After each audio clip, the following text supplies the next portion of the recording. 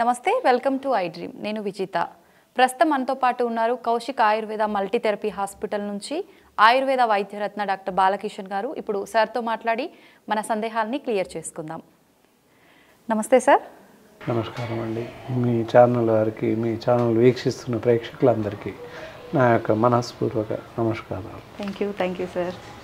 Sir, ఈ మధ్యకాలంలో చూసుకుంటే వెన్నెముకకు సంబంధించిన ప్రాబ్లమ్స్తో చాలామంది అయితే ఇబ్బంది పడుతున్నారు సార్. ముఖ్యంగా ఆడవాళ్ళలో చూసుకుంటే ఈ ఇబ్బంది అయితే ఎక్కువగా ఉంది. అసలు దానికి రీజన్ ఏంటి, దానికి ఎటువంటి ట్రీట్మెంట్ ఉంది సార్? రీజన్ ఏంటంటే చాలా రకాల కారణాలు ఉన్నాయి. అతి చిన్న వయసులో, ఈ మధ్యకాలంలో వయసుతో సంబంధం లేదు. పూర్వకాలంలో ఒకనొకప్పుడు వయసు మీరిపోయాక వృద్ధాప్యం దగ్గరలో అవి మనకి సరి 50-60 సంవత్సరాల తర్వాత కాస్త వచ్చేది. అప్పుడు కూడా చాలా తక్కువ అసలు. అందుకే చెప్తారు పాత తరంలో ఎలాంటి జబ్బులు లేవు, అవి మనకి సరి ఈవెన్ ఏ లేవని చెప్పేవాళ్ళు. కారణం ఏంటి అంటే అప్పుడు సరైన పద్ధతిలో మనం పని చేసుకున్నారు. వాళ్ళు సరైన పద్ధతిలో భోజనాలు చేశారు, సరైన పద్ధతిలో నిద్రించారు. ఓకే, ఇక్కడ అన్నీ కూడా విరుద్ధంగానే ఉన్నాయి. మనం జీవిస్తున్న జీవన శైలి అవ్వచ్చు, జీవించే విధానం, అలాగే తీసుకున్న ఆహారపు అలవాట్లు, అవి మనకి ఇవన్నీ కూడా సరిగా లేవని చెప్పాలి తప్పకుండా. ఓకే, ఫస్ట్ ఇనిషియల్ స్టేజ్లో చేసుకున్నట్లయితే తల వెనక భాగం నుంచి కింద నడుము వరకు అంటే చివరి వరకు వెన్నుపూస ఉంటుంది మనకి. అవి మనకి దాన్నే స్పైన్ అంటాం, స్పైనల్ కార్డ్. సో ఎందుకు వస్తుంది? మరీ చిన్న పిల్లల్లో కూడా అవి మనకి మధ్య వయసులో 20 ఏళ్ళు 30 ఏళ్ళు నిండని పిల్లలకు కూడా 30+ క్రాస్ అయ్యారంటే కంపల్సరీ బ్యాక్ పెయిన్స్ అలా వస్తున్నాయి. కారణాలు ఏంటి అని చెప్పుకున్నట్లయితే అతి చిన్నతనంలో మనకి చైల్డ్హుడ్ ఏజ్లో ఓకే వాళ్ళకి అత్యంత బరువులు, వయసుకు మించిన బరువుని మోపిస్తున్నాం. వెనక భుజాలపైన స్కూల్ బ్యాగ్ వేసేసుకుంటారు. వాడి వయసు 7 ఇయర్స్ ఉండదు, 10 కిలోల బరువు వేస్తారు వాడి పైన. ఈ చేతిలో ఇంకొక బ్యాగ్, లంచ్ బాక్స్, దాంతో మోస్తూ 5th 6th ఫ్లోర్ వరకు వెళ్ళిపోతారు పిల్లలు. సో అది మేజర్ కారణం. భుజాలపైన బరువు వేస్తారు కనుక థొరాసిక్ స్పాన్ పెయిన్ రావడానికి ప్రథమ కారణం అది. Okay, yes. దాంతోపాటుగా మనం సరిపెట్టేటువంటి పోషక విలువలు కలిగినటువంటి ఆహారం ఇవ్వట్లేదు మనకి ప్రథమంగా చెప్పుకోవాలి. ఓకే, ఇప్పుడున్న పరిస్థితుల్లో సమయాభావం అవ్వచ్చు, ఇంకా ఏదైనా స్ట్రెస్ అవ్వచ్చు, అందరూ సమయం లభించలేదు అనే చెప్తారు. అవి మనకి సమయం లభించలేదు అంటే మనం కూర్చుకుంటే సమయం వస్తుంది, లేదంటే లేదు. ఓకే, ఏదో ఒక విధంగా టైం స్పెండ్ చేసుకొని సరైనటువంటి ఆహారం ఇవ్వడం ఎంతైనా అవసరం. ఓకే, మినిమం పిల్లలకి రోజు ఉదయం 1 కప్ పాలు ఇవ్వగలిగితే చాలు. So it gives so many minerals, so many potency. Okay, చాలా శక్తిని కలిగిస్తుంది. పాలల్లో అన్ని రకాల పోషక విలువలు ఉంటాయి, including with calcium, iron, folic acid, everything will be there in milk. కానీ ఇప్పుడు చూసుకుంటే మిల్క్ కూడా అంత కరెక్ట్గా లేదు. అయినప్పటికీ కొన్ని బాగున్నాయి, కొన్ని ఏంటంటే కొన్ని బ్రాండ్స్ బాగున్నాయి, లేవు అని చెప్పచ్చు. ఒక్కొక్క కంపెనీకి అడిక్ట్ అయిపోయాము. కొంతమంది తిరుమల బ్రాండ్ వాడతారు, కొంతమంది జెర్సీ వాడతారు, ఇలా ఈ విధంగా. అయితే కొన్ని మనకి కంపెనీస్ ఇప్పటికీ వాళ్ళ క్వాలిటీస్ దెబ్బతినలా. ఓకే, సో కాల్డ్ విజయ అనుకుందాం, అమూల్ అనుకుందాం. మేము పుట్టే ముందు నుంచి అమూల్ పౌడర్ తెలుసు అందరికీ, పాలు తెలియదు. ఈ మధ్య కాలంలో వాళ్ళు పాల వ్యాపారంలోకి వచ్చారు. అమూల్ అవ్వచ్చు, విజయ బ్రాండ్, విజయ మిల్క్ అవ్వచ్చు, అటు ఇలా దొడ్లా పాలు. కొన్ని ఏంటంటే బ్రాండ్ ఐస్టీస్ వాళ్ళు మిల్క్ క్వాలిటీని దెబ్బతీయట్లేదు. ఓకే, ఇక్కడ కల్తీ ఉన్నప్పటికీ వాళ్ళు కొంతవరకు కల్తీ చేయట్లేదు అని చెప్పొచ్చు. ఓకే, టు ఇట్ ఫ్రాంక్, మేమేంటంటే విజయ పాలు తీసేసుకుంటున్నాము మేము, మైసెల్ఫ్. ఓకే, తీసుకున్నట్లయితే ఆ పాలతో కర్డ్ రెడీ చేసేసి నెయ్యి తీయగలుగుతున్నాం అని చెప్పండి. ప్యాకెట్ పాలలో నెయ్యి వస్తుంది, ఓకే, క్వాలిటీ ఉంది అని. ఓకే, అయితే ఇంకా వాటిలో మీరు చెప్పినట్టు జనరల్గా కల్తీ అమోఘంగా చాలా దారుణంగా ఉంది. బ్రాండ్స్ నేను చెప్పడం బాగోదు. మేబీ ఇందాక చెప్పినట్టు మేము వాడుతున్నాం కనుక కరెక్ట్గా చెప్పొచ్చు. అప్పుడప్పుడు ఏదైనా ప్రాబ్లం ఉంటే అమూల్ గోల్డ్ వాడుతున్నాం. సో అవి కూడా బాగానే ఉన్నాయి, అందుకే చెప్పగలిగాను. 2 బ్రాండ్స్ పర్వాలేదు. మేబీ క్వాలిటీ దెబ్బతినలే ఇంకా. ఓకే. మిగతా వచ్చి చెప్పడానికి లేదు. ఏ బ్రాండ్ అయినా అవ్వచ్చు. తీసుకుంటే మనం పాలు కాగబెట్టిన టీ చేసిన పైన గ్లాస్కి పౌడర్ లాగా అంటుకుని కనిపిస్తుంది. అవి మనకి సరే ఈజీగా మిల్క్ పౌడర్ తెచ్చుకొని మనం ఎలాగైతే చేసుకుంటామో అదే విధంగా పౌడర్ పేరుకుపోయి కనిపిస్తుంది కాసేపటికి. ఓకే. సో సరే ఇది పక్కన వదిలేస్తే పాలు అనేటి బెనిఫిట్ ఉంది. కొన్ని బ్రాండ్స్ సెలెక్ట్ చేసుకొని వాడడంలో తప్పు లేదు. So it is better. అది మనకు క్లియర్ అయింది. ఎందుకు చెప్పాను, జనాలకు అపోహ ఉంటుంది, ఇది అవసరం, అందుకే చెప్పాను. ఈ బిట్ మీరు అడిగారు, నేను చెప్పాను. ఇదేంటంటే కర్డ్ కానీ పాలు కానీ తీసుకోవచ్చు. విజయ హోల్ మిల్క్ తీసుకోవచ్చు, మామూలు పాలు తీసుకున్నా నష్టం లేదు. దెర్ ఇస్ నో, అంటే అవసరాన్ని బట్టి ఏ తీసుకున్నా విజయ బ్రాండ్ వాళ్ళే తీసుకోవచ్చు, లేదా అమూల్ వాళ్ళే తీసుకోవచ్చు. మేము ఇంత పిల్లల నుండి అమూల్ పౌడర్ తాగాం. పాలు సరిపోకపోతే అమూల్ మిల్క్ పౌడర్ తెచ్చేసి తాగిపించిన సందర్భాలు ఉన్నాయి. ఓకే. అలాగే విజయ మిల్క్ పౌడర్ కూడా వాడారు చిన్నపిల్లలు ఇప్పుడు చాలామందికి. సో జగమెరిగిన సత్యం ఇది అంతటా కూడా. ఓకే. ఇది ఇక్కడ వదిలేస్తే ఇక ఫుడ్ విషయానికి వస్తే సమయాభావం వల్ల ఇందాక అవి మనకి సరే ఏదో ఒకటి అప్పటికప్పుడుగా సమయం చిక్కగా ఏ టిఫిన్ సెంటర్ నుంచో టిఫిన్స్ తెచ్చి తినిపించడం, సమయం లేక ఏ పిజ్జానో బర్గరో లేతే అవి మనకి ఇవ్వడం జరుగుతుంది. ఇక్కడ మనం చెప్పుకోవాల్సింది ఏంటంటే బేకరీ ఐటమ్స్ ఏవైనా పేస్ట్రీస్ ఉంటాయి. సో మగ్గబెట్టినటువంటి క్రీమ్స్ ఉంటాయి, దానివల్ల ఈస్ట్ ఉంటుంది, దాంతో బ్యాక్టీరియా ఎక్కువ ఫామ్ అవుతుంది. ఓకే. సో అందువల్ల బేకరీ ఐటమ్స్ ఏ పరిస్థితిలో తినకూడదు. అలాగే టిఫిన్స్ కూడా, టిఫిన్స్ వెరీ గుడ్, పర్లేదు తీసుకోవచ్చు, బయట చేసినా తినొచ్చు. కానీ ఎప్పుడైతే మనం పార్సల్స్ ఇంటికి తెస్తామో అప్పుడు విషతుల్యం అవుతాయి. ఎందువల్ల అంటే those peoples will be give ఒక ప్యాతులు ఎలా అంటే ఉల్లిపొర కన్నా సన్నం, ఉల్లిపొర సన్నగా ఉంటుంది మామూలుగా అంతకన్నా సన్నగా ఉన్నటువంటి ప్లాస్టిక్ కవర్స్లో ఫుడ్ ప్యాక్ చేసి ఇస్తున్నారు. ముందు సాంబార్ అవ్వచ్చు, కర్రీ అవ్వచ్చు, అవన్నీ హాట్ వేడిగా ఉంటాయి.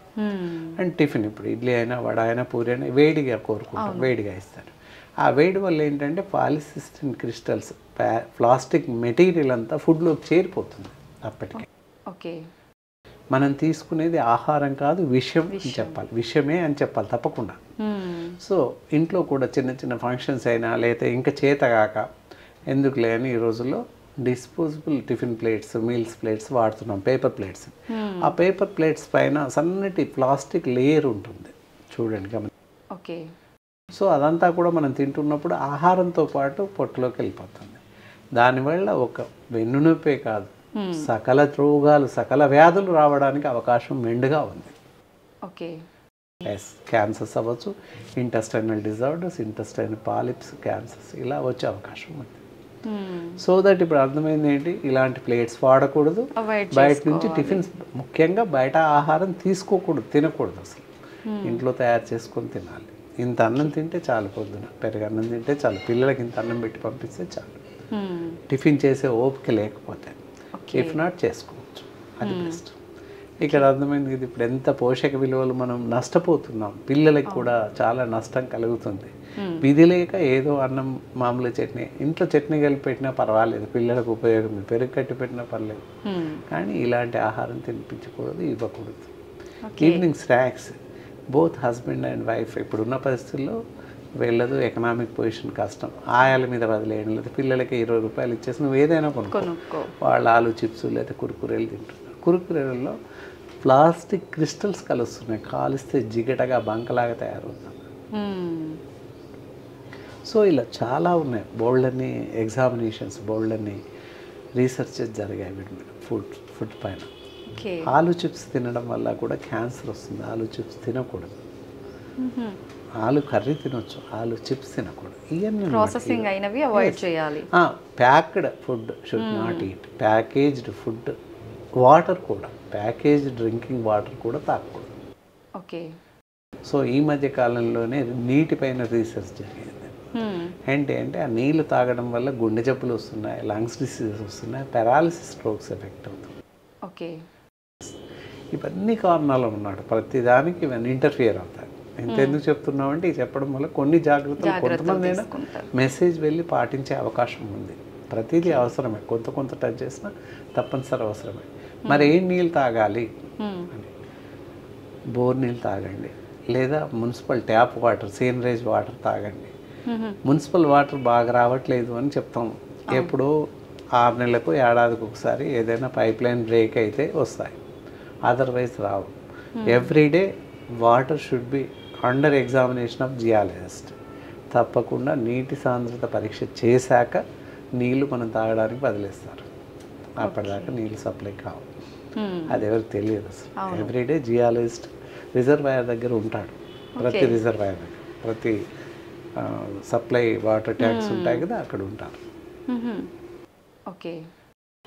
అయితే మనకు వన్స్ తెలుసో తెలియకో మనం జీవన శైలి ఈ విధంగా ఉండటం వల్ల ఏవో ఒక డిసీజ్ అయితే వచ్చేసింది అనుకోండి సార్, అసలు మనం ఫుడ్ వైజ్గా అప్పుడు ఎలాంటి కేర్ తీసుకోవాల్సి ఉంటుంది?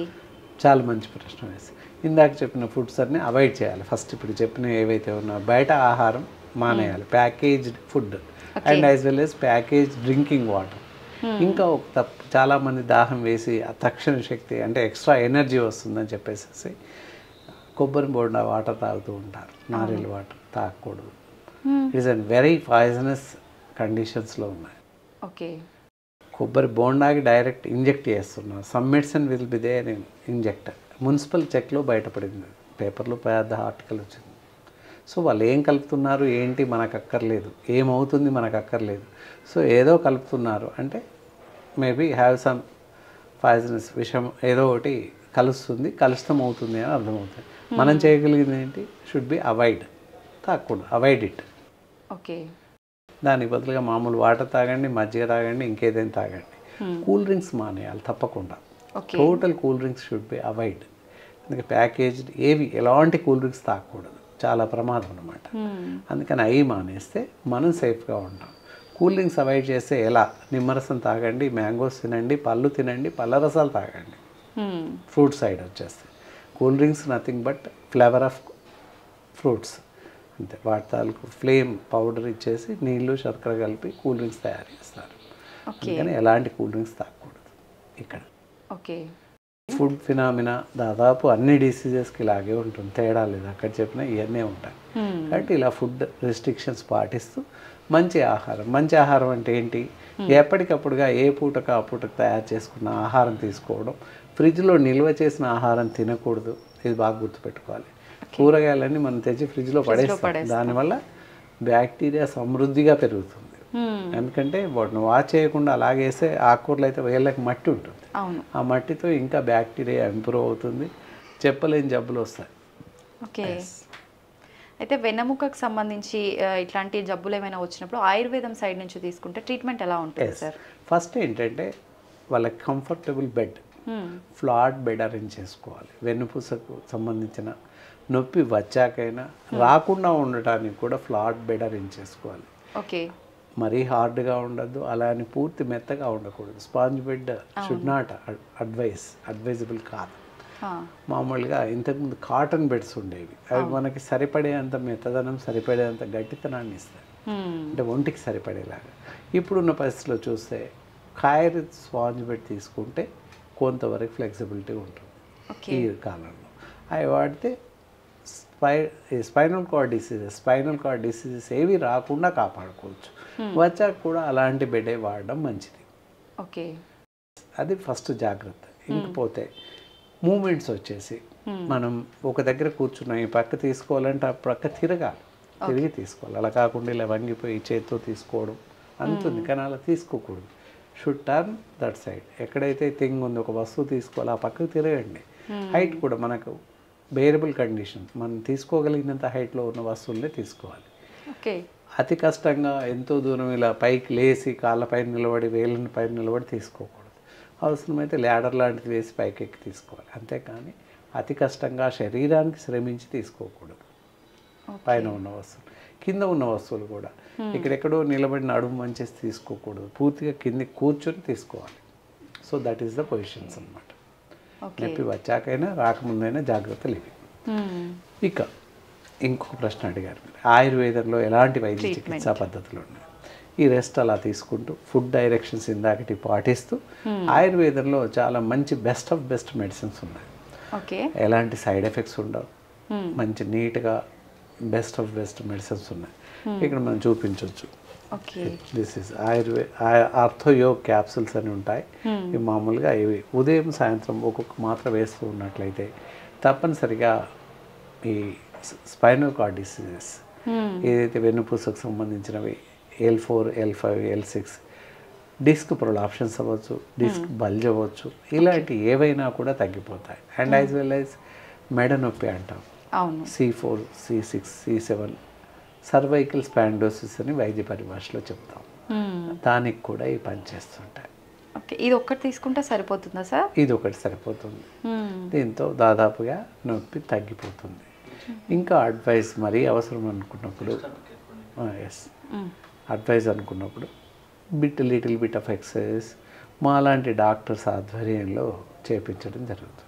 ఓకే, అయితే జనరల్గా ఆయుర్వేదం అనగానే ట్రీట్మెంట్ తీసుకునేటప్పుడు ఫుడ్కి సంబంధించి కొంచెం కేర్ తీసుకోవాలి అంటుంటారు కదా సార్, ఇప్పుడు దీంతో పాటు అట్లాంటి కేర్ ఏమైనా తీసుకోవాలా? ఒకటి ఏంటంటే నాన్ వెజిటేరియన్స్ అయినట్లయితే మటన్ తినకూడదు. అలాగే ఫ్రాన్స్, రొయ్యలు, బొమ్మిడాలు, పీతలు, ఎండు చేపలు ఇవి తినకూడదు. Okay, yes. వెజిటేరియన్స్లో తువార్దాలు, కందిపప్పు తినకూడదు అసలు. ఈ రెండు మానేస్తే ఎముకల నొప్పులు, జనరల్లీ జాయింట్ పెయిన్స్ ఏవి రాకుండా కాపాడుకోవచ్చు. మిగతా రెస్ట్ ఆఫ్ ఫుడ్ అన్నీ తినొచ్చు. వంకాయలు తినొచ్చు, బంగాళదుంపలు తినొచ్చు, గోంగూర తినొచ్చు, పెరుగు తీసుకోవచ్చు, పాలు తీసుకోవచ్చు. ఈ తినాల్సిన వాటి మీద వాళ్ళ అనుమానం వెలిపిస్తారు. తినాల్సిన వాటి మీద ఈ నిరభ్యంతరంగా తినవచ్చు, దానివల్ల ఎలాంటి ప్రమాదం లేదు. పులుపు తీసుకోవచ్చు. ఓకే, తప్పకుండా అన్ని రకాల ఆహార పదార్థాలు తీసుకోవచ్చు. రెస్ట్ ఆఫ్ 2-3 ఐటమ్స్ చెప్పిన అవి మానేస్తే సరిపోతుంది. అండ్ డీప్ ఫ్రైస్ ఒకటి మానేయాల్సి ఉంటుంది. ఇంతే. This is the food restrictions, ఎలాంటి ఆహారం తీసుకునే దాని మీద. ఇంత. నిజంగా చాలా యూస్ఫుల్ ఇన్ఫర్మేషన్ ఇచ్చారు సార్. నమస్తే. నమస్కారం అమ్మ. మళ్ళీ మరో కార్యక్రమం ద్వారా తప్పకుండా సార్.